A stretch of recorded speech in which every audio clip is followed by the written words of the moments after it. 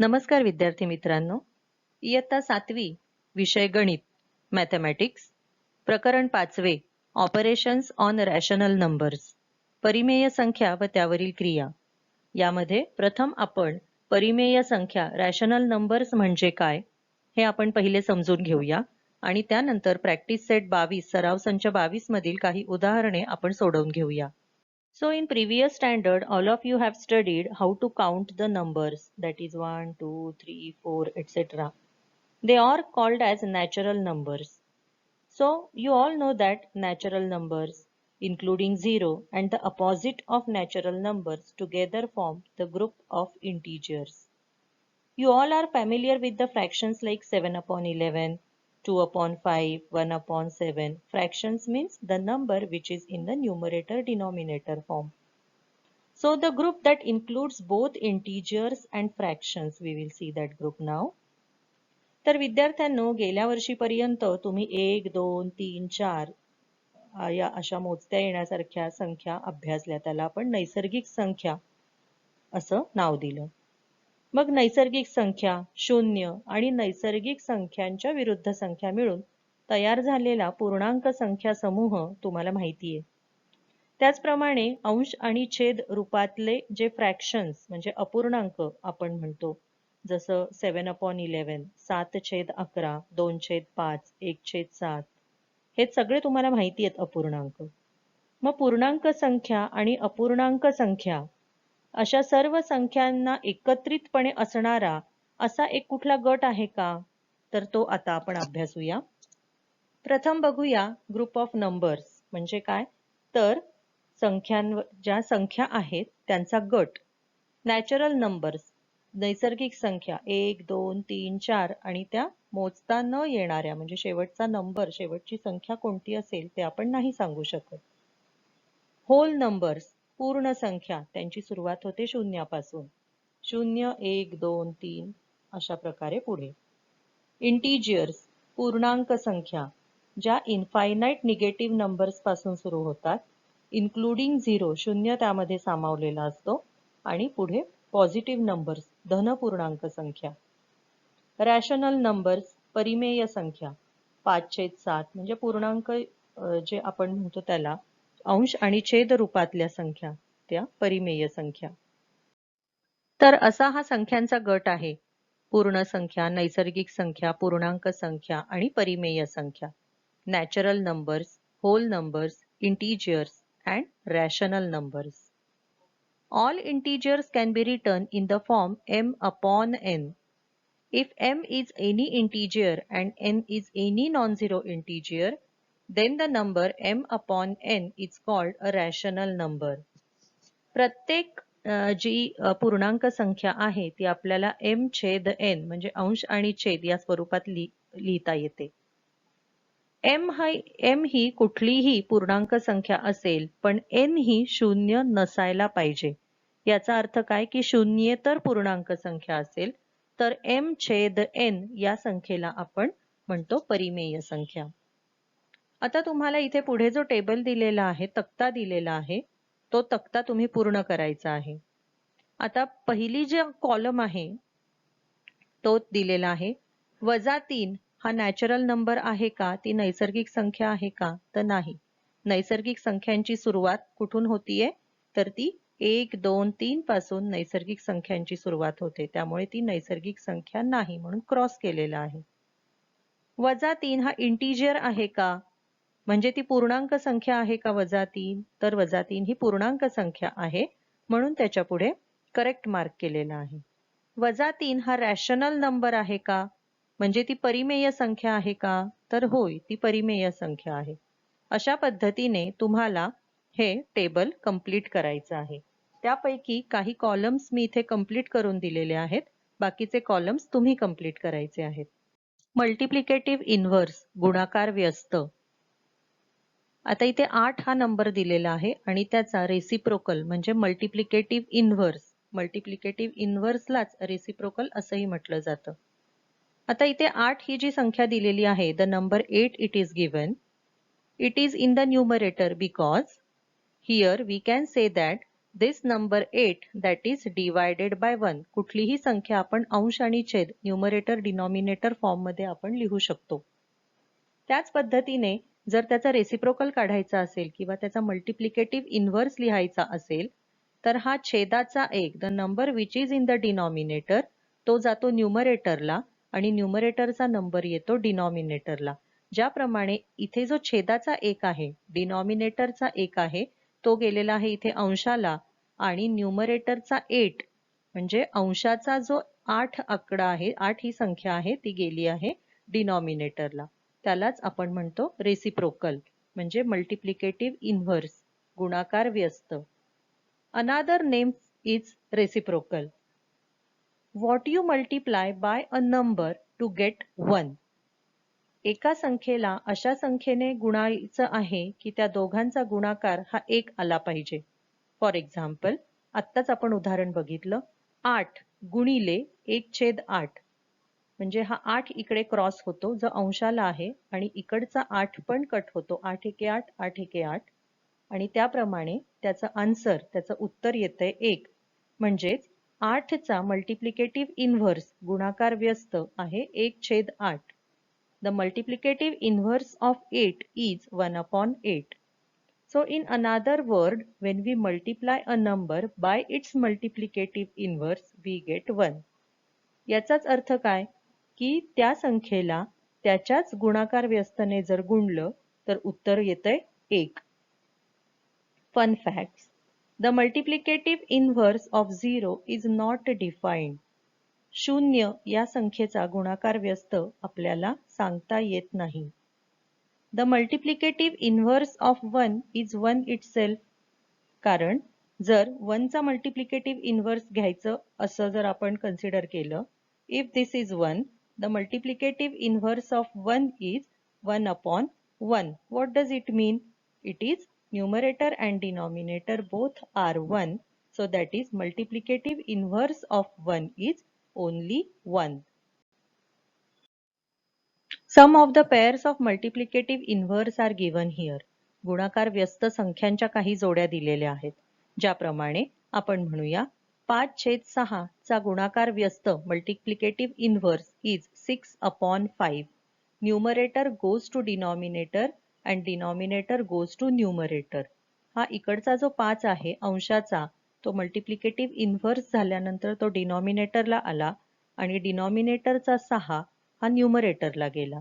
त्याचप्रमाणे same 2/11 and 11/2 are the pairs of multiplicative inverse. Next, जसं आपण मगाशी म्हटलं की कुठल्याही संख्येचा गुणाकार व्यस्त आणि ती संख्या यांचा जर गुणाकार केला तर उत्तर यायला पाहिजे 1. -5/4 त्याचा मल्टिप्लिकेटिव्ह इन्व्हर्स गुणाकार व्यस्त -4/5 गुणाकार व्यस्त करताना निगेटिव्ह जी साइन आहे ऋण चिन्ह ते त्याच ठिकाणी राहतं ते डिनॉमिनेटरला जात नाही.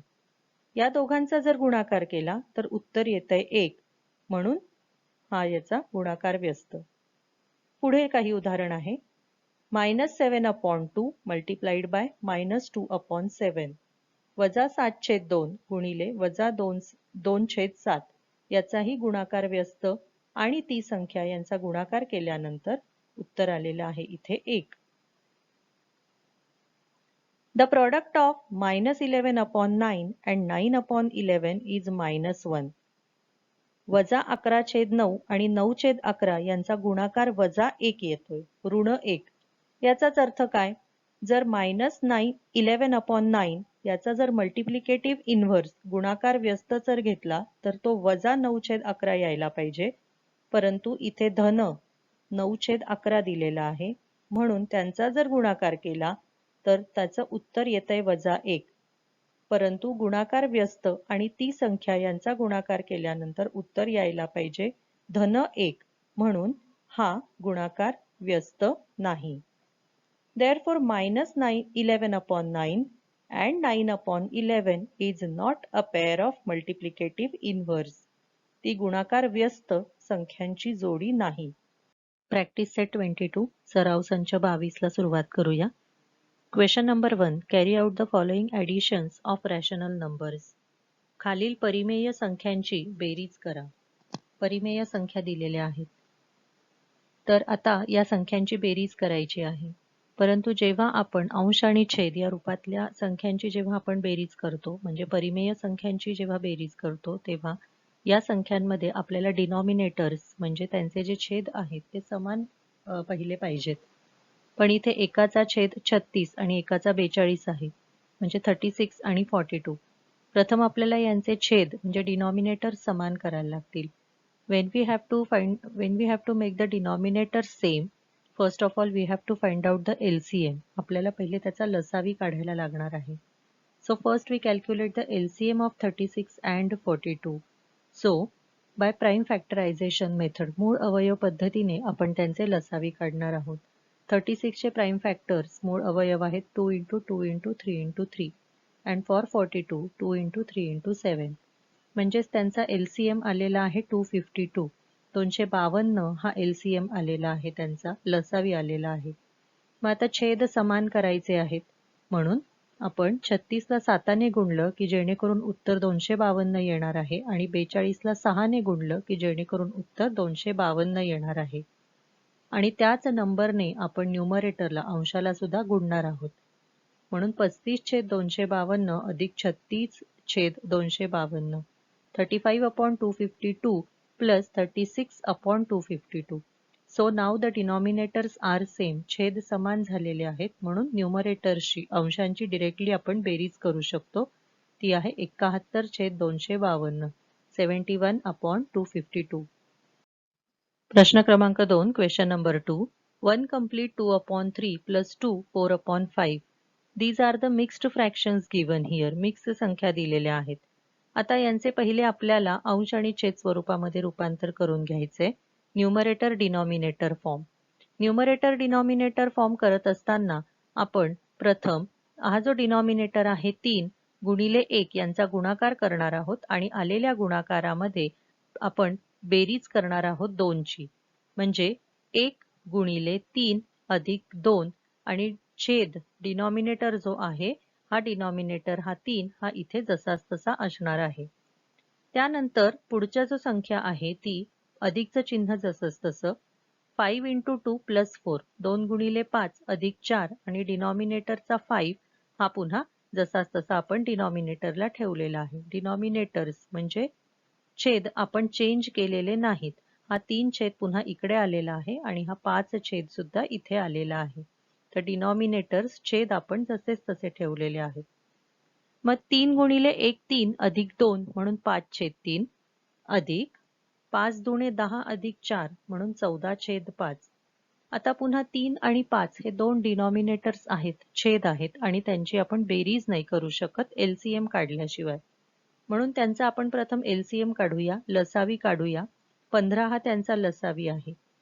आता 3 ला 5 ने गुणलं की उत्तर 15 येणार आहे आणि 5 ला 3 ने गुणल्यानंतर उत्तर 15 येणार आहे. म्हणून या फ्रॅक्शनला आपण 5 ने गुणणार आहोत आणि या फ्रॅक्शनला आपण 3 ने गुणणार आहोत.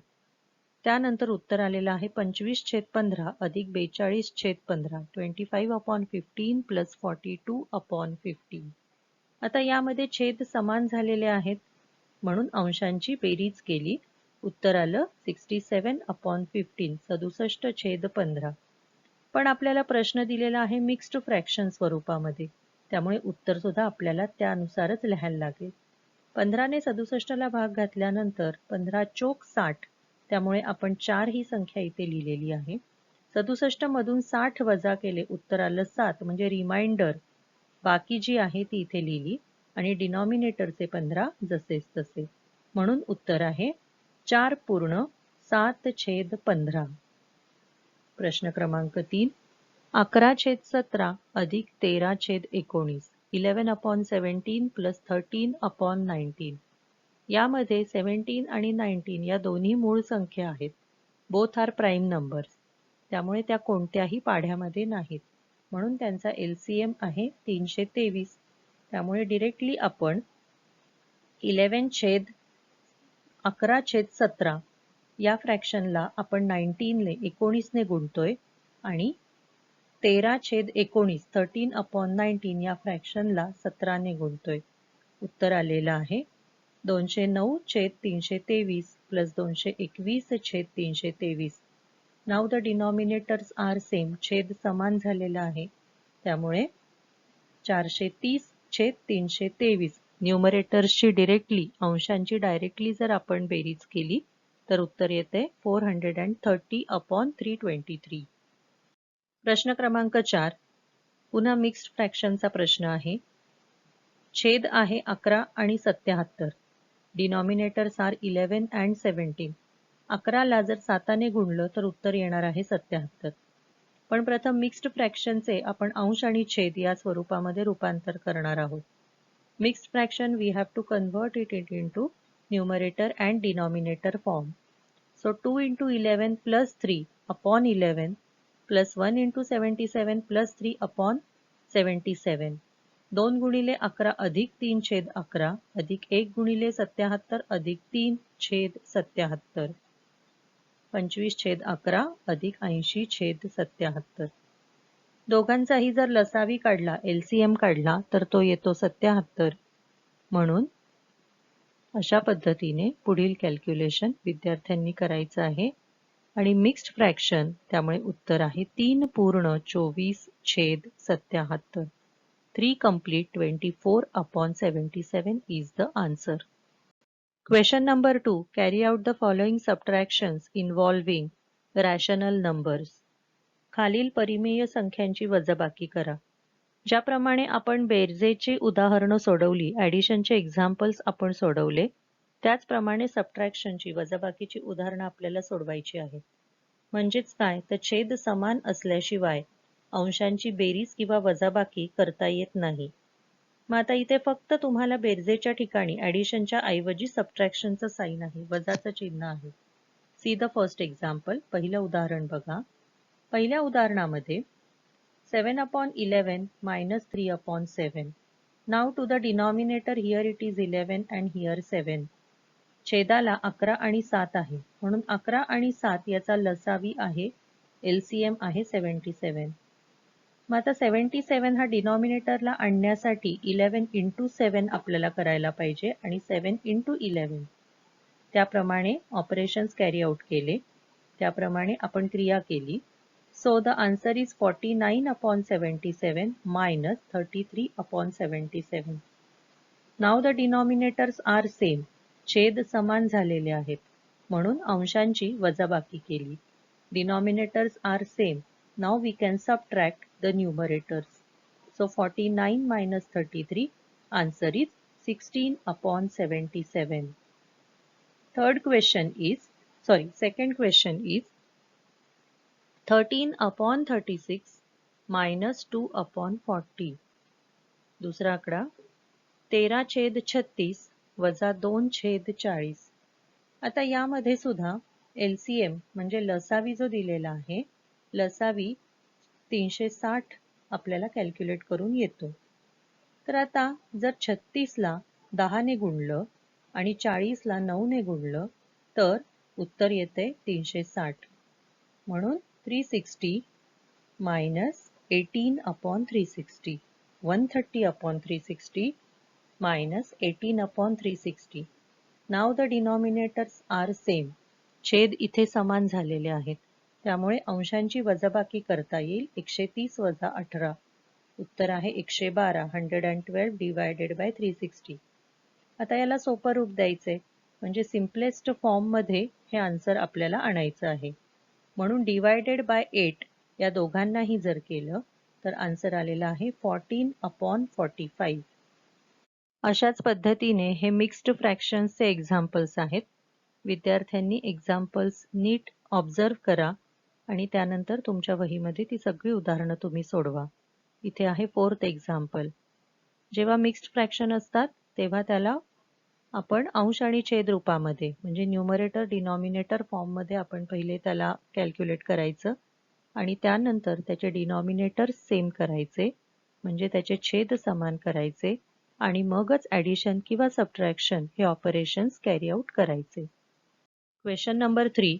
Multiply the following rational numbers. प्रश्न क्रमांक 3. खालील परिमेय संख्यांचा गुणाकार करा. पहिल्या 2 प्रश्नांमध्ये बेरीज आणि वजाबाकी आपण केली. ॲडिशन आणि सबट्रॅक्शन. परिमेय संख्यांचं म्हणजे रॅशनल नंबर्सची ॲडिशन आणि subtraction. For that it is compulsory that for addition and subtraction the denominators must be same. पण आता इथे जेव्हा आपल्याला गुणाकार करायचा आहे तेव्हा तिथे डिनॉमिनेटर सेम नसतील तरीही चालणार आहे. पण आपण फक्त गुणाकार जेव्हा असतो तेव्हा एका परिमेय संख्येचा अंश दुसऱ्या परिमेय संख्येचा छेद यांनाच फक्त भाग घालू शकतो किंवा त्याच परिमेय संख्येचा छेद यालाच फक्त आपण भाग घालू शकतो किंवा भाग जाऊ शकतो. उदाहरणार्थ 3/11 into 2/5. आता यामध्ये 3, 11, 2, 5 या ज्या संख्या दिसत आहेत, all these numbers are prime numbers. म्हणजे कोणत्याही संख्येला कोणत्याही संख्येने भाग जात नाही. म्हणून डिरेक्टली आपण न्यूमरेटर आणि डिनॉमिनेटर यांचं मल्टिप्लिकेशन केलं. अंशांचं मल्टिप्लिकेशन, अंशांचा गुणाकार आणि छेदाचा गुणाकार केला. उत्तर आलेलं आहे 6/55. Second question 12/5 into 4/15.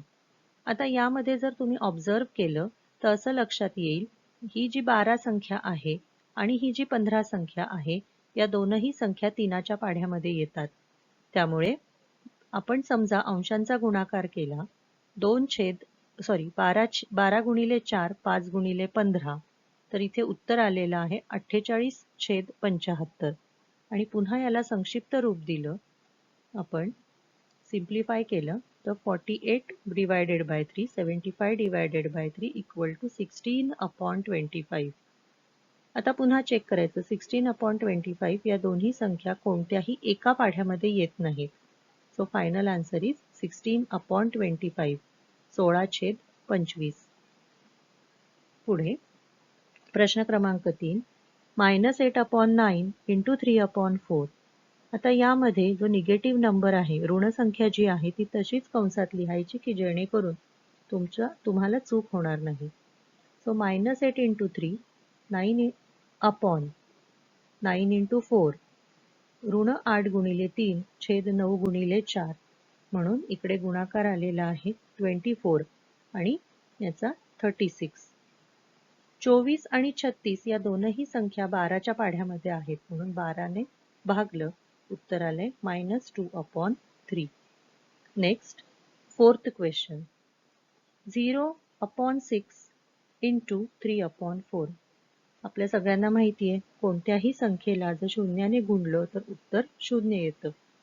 त्यामुळे 0 into 3 numerator divided by denominator multiplied by denominator. So 0/24. Answer is 0. Question number 4. Write the multiplicative inverse. पुढील संख्यांचा गुणाकार व्यस्त लिहा. पहिली संख्या आहे 2/5 2/5. Multiplicative inverse of 2/5. जसं मी तुम्हाला म्हटलं की अंशाची संख्या छेदाला जाते छेदाची संख्या अंशाला येते. So 1 upon the given number. So that is 2/5. So what it will be? अंशाची संख्या छेदाला आणि छेदाची संख्या अंशाला म्हणून त्याचा मल्टिप्लिकेटिव्ह इन्व्हर्स आला 5/2. पुढच्या ज्या चारही संख्या आहेत त्या प्रथम आपण बघूया. -3/8. गुणाकार व्यस्त करताना मल्टिप्लिकेटिव्ह इन्व्हर्स जेव्हा आपण लिहितो तेव्हा निगेटिव्ह नंबर जर न्यूमरेटरला असतो तो निगेटिव्ह नंबर डिनॉमिनेटरला जात नाही. So the multiplicative inverse of -3/8 is -8/3. Next, -17/39 is -39/17. आता इथे 7 ही जी संख्या आहे 7 नंबर त्याला डिनॉमिनेटरला nothing is there it means that there is 1. म्हणून हा 1 जो आहे हा अंशाला आला आणि अंशाचा 7 हा इकडे छेदाला आला मल्टिप्लिकेटिव्ह इन्व्हर्स लिहिताना. Next is mixed fraction. हा जो दिलेला आहे हा मिक्स्ड फ्रॅक्शन दिलेला आहे. आता यामध्ये पुन्हा -7. आता याला पहिले आपण न्यूमरेटर डिनॉमिनेटर फॉर्ममध्ये त्याचं चेंज करणार आहोत. म्हणजे अंश आणि छेद रूपामध्ये पहिले रूपांतर करायचं आहे. अंश आणि छेद रूपामध्ये रूपांतर केल्यानंतर मायनस ही जी साईन आहे ती बाजूला ठेवली, कंसामध्ये 7 अधिक 1/3, 7 गुणिले 3 अधिक 1 म्हणून 22/3 आणि मग त्याचा मल्टिप्लिकेटिव्ह इन्व्हर्स फाइंड आउट करायचा आहे. -3/22 is the multiplicative inverse of the given number. Question number 5. Carry out the divisions of rational numbers. खालील परिमेय संख्यांचा भागाकार करा. पहिल्या प्रश्नामध्ये परिमेय संख्यांची बेरीज, दुसऱ्या प्रश्नामध्ये परिमेय संख्यांची वजाबाकी. Addition and subtraction. For both, the denominators must be same. दोघांसाठी अट अशी होती की त्याचे छेद समान पाहिजे, त्याशिवाय आपण रॅशनल नंबरची ॲडिशन किंवा सबट्रॅक्शन, परिमेय संख्यांची बेरीज किंवा वजाबाकी करू शकत नाही. आता आपल्याला बघायचं आहे पुढे भागाकार. भागाकार करताना आपल्याला डायरेक्ट भागाकार करता येत नाही, त्यामुळे प्रथम आपण त्याचा पुढच्या संख्येचा म्हणजे भागाकाराच्या पुढे जी संख्या असेल त्या संख्येचा आपण गुणाकार व्यस्त करतो. म्हणून येथे 10/4 चा गुणाकार व्यस्त केलेला आहे 4/10 आणि इथे भागाकाराच्या चिन्हाच्या ऐवजी गुणाकाराचं चिन्ह दिलं आणि गुणाकार व्यस्त लिहिला. पुढे आपण जसं गुणाकार करतो त्याप्रमाणे अंश 40 गुणिले 4 न्यूमरेटर्स आणि डिनॉमिनेटर 12 × 10 आणि त्याप्रमाणे आपण भागाकार करायचा आहे. 40 ने भाग जातो, सो आन्सर इज 40/3, 40/3. पुढील प्रश्न. आता यामध्ये आपल्याला इथे गुणाकाराचं चिन्ह करायचं आहे आणि गुणाकाराचं चिन्ह दिल्यानंतर पुढच्या संख्येचा हा आपण करतो गुणाकार व्यस्त, म्हणजेच त्याचा आपण घेतो reciprocal, multiplicative inverse. So -10/11 multiplied by this 10 will go to numerator 10/11. So numerator multiplication divided by denominator. अंशांचा गुणाकार छेदांचा गुणाकार आणि उत्तर आलेलं आहे 100/121. Third question. पुन्हा मल्टिप्लिकेटिव्ह इन्व्हर्स. इकडे गुणाकाराचं चिन्ह 6 3 डिनॉमिनेटरचा 6 अंशाला गेला, सो -6/3. मायनस साईन ही तशीच राहते. So collect the numerator terms together and then denominator terms. So what it will be? 42/24. So 42 divided by 6, 24 divided by 6. He division आपण का करतो? इथे आपण भाग का घालतो? कारण आपल्याला संक्षिप्त रूप द्यायचं आहे, त्याचा सिम्पलेस्ट फॉर्म बनवायचा आहे म्हणून. So the answer is 7/4. येथे प्रश्न क्रमांक 4 आणि 5 विद्यार्थ्यांसाठी सोडवून दिलेला आहे. विद्यार्थ्यांनी प्रथम न बघता तो वहीमध्ये सोडवायचा आहे आणि मगच उत्तर बरोबर आहे का नाही, स्टेप्स बरोबर आहेत का नाही यासाठी चेकिंग करायचं आहे. प्रश्न क्रमांक 6, 7 आणि 8 येथे तुमच्यासाठी सोडवून दिलेला आहे. प्रश्न क्रमांक 6 मध्ये जर तुम्ही ऑब्झर्व केलं तर असं लक्षात येईल की डिरेक्टली मी इथे 13 × 13, 13×2 = 26 म्हणजेच इकडे पहिल्या फ्रॅक्शनचा, पहिल्या परिमेय संख्याचा छेद आणि दुसऱ्या परिमेय संख्याचा अंश यांना डिरेक्टली मी भाग घातलेला आहे. अशा पद्धतीने सुद्धा तुम्ही प्रोसिजर करू शकता, but your procedure should be mathematically correct. Answer पण तुमचं त्या पद्धतीने केलं की सेम येणार आहे. तर इथे रेफरन्ससाठी तुम्ही 6, 7 आणि 8 हे उदाहरण इथे बघू शकता. तर विद्यार्थी मित्रांनो, आज आपण परिमेय संख्या, रॅशनल नंबर्स म्हणजे काय हे आज आपण बघितलं. आता यामध्ये तुम्हाला घरचा अभ्यास दिलेला आहे. त्या प्रॅक्टिस सेट 22 सराव संच 22 मधले सर्व उदाहरणे तुम्ही तुमच्या वहीमध्ये पुन्हा एकदा सोडवायची आहेत. अभ्यास करायला विसरू नका. भेटूया पुढच्या तासिकेला. धन्यवाद.